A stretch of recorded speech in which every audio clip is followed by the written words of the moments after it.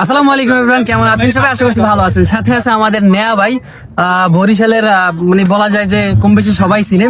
So, আর এবং পায়রা Kings এর ওনার। আর ভাইয়া টিমের অবস্থা কি এখন? টিম তো সেমিতে উঠতে পারে সেমি করতে পারে না। ভাইয়াটা দুঃখ আছে অনেক বড়, কিন্তু সাথে আমার একটা দুঃখ আছে।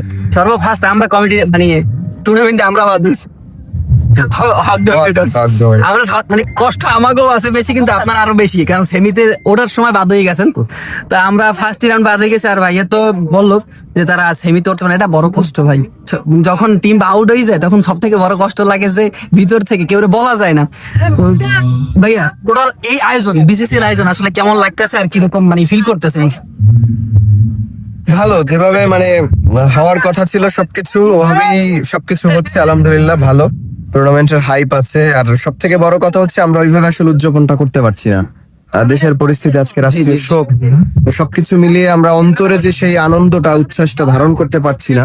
ওটা ধারণ করতে পারলে, প্রকাশ করতে পারলে আরো বেশি ভালো লাগে।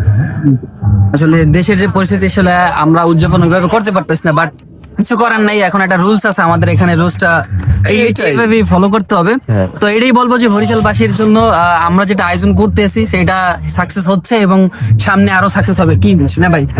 তো এটাই। আর সবাই আমাদের বরিশালবাসীদের জন্য দোয়া করবেন, কারণ হচ্ছে এরকম কন্টেন্ট ক্রিয়েটার একটা উৎসবে